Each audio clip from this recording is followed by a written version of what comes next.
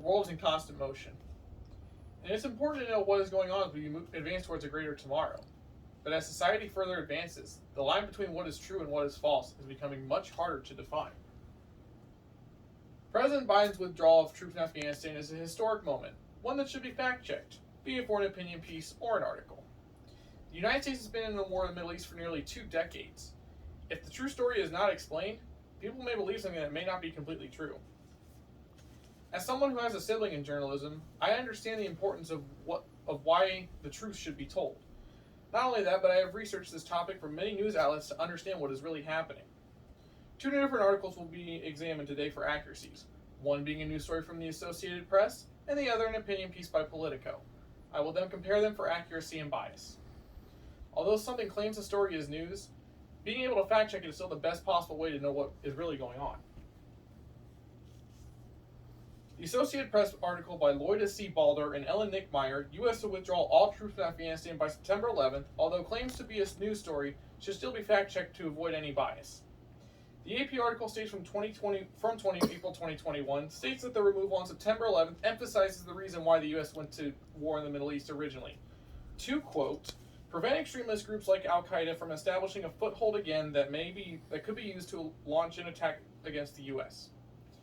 A statement from WhiteHouse.gov on July 8, 2021 from President Biden adds on to this claim, stating the United States did what we went to do in Afghanistan, to get the terrorists who attacked us on 9/11 and to deliver justice to Osama bin Laden, and to degrade the terrorist threat to keep Afghanistan from becoming a base from which attacks could be continued against the United States.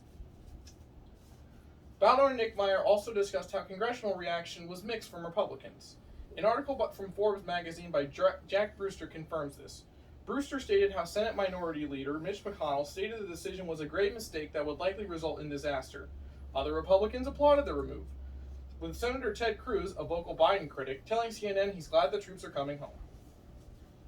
The article from Balder and Nickmeyer also stated that the decision to remove soldiers, quote, risks retaliation by the Taliban on U.S. and Afghan forces, possibly escalating the 20-year war.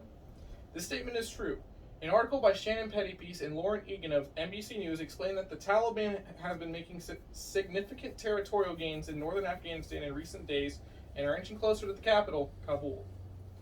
Overall, I found this article factual and accurate, although it did seem somewhat biased as it assumed the war would escalate as soon as troops were withdrawn. This was later confirmed in the present. I also thought the article did a good job praising Republicans, who tend to criticize Biden, in a different light, with some supporting his decision. It is common for people to not take opinion pieces seriously, as it is the voice of just one person. However, there may be some evidence to back up their claims. The second piece I examined was Rich Lowry of Politico's Biden is already fumbling the Afghanistan withdrawal. Even though he had a clear stance on the issue, he did have some evidence to back up his claims. Lowry claimed in his piece that Biden's continued support was most likely a pipe dream. A June 25, 2021 article from the Associated Press disputes this claim. It states, roughly 650 troops are expected to remain in Afghanistan to provide security for diplomats to maintain after the main military force completes its withdrawal. Another fact Lowry claims is true is that President Biden's top military leadership opposed this decision. This claim is confirmed by an article posted by the New York Times on April 23, 2021, which states the military leaders attempted to talk Mr. Biden to keeping a residual force and setting conditions on any withdrawal, but Mr. Biden refused to be persuaded. Lowry also states a benefit to the withdrawal of U.S. troops is it will free up resources for us to concentrate on the growing threat from China. The belief on China being a growing threat is supported by a post from the FBI. The post from FBI.gov states the Chinese government is seeking to become the world's greatest superpower through predatory lending and business practices, systematic theft of intellectual property, and brazen cyber intrusions. I was hesitant to read this piece, thinking it would lack the evidence for the claims, but Lowry surprised me by having some accurate claims with evidence. However, I detected conservative bias and not every claim was true, damaging this piece's credibility. Both articles, while covering the same event, had both similar and different ideas regarding the withdrawal of troops from Afghanistan. Both Lowry's opinion and Balder and Nickmeyer's news piece covered the same topic using facts, but the presentation between varies. The facts stated from Raleigh were primarily ones that portrayed President Biden as a poor decision maker, citing military frustration and his promised support as a pipe dream, while stating the military official's frustration was confirmed, the idea of the support being a pipe dream is inaccurate, as Biden had already laid out his plans for continued support. The news story from Balder and Nick Meyer was primarily regarding the initial plans for removal, as well as Democratic and Republican reactions. The facts discussed here were all confirmed from different outlets, with some even adding on to their claims. Something both articles expressed was the Taliban would begin to escalate the war post-removal, and these claims were supported by an article from NBC News. Both the opinion and news story also expressed concern for what may happen next.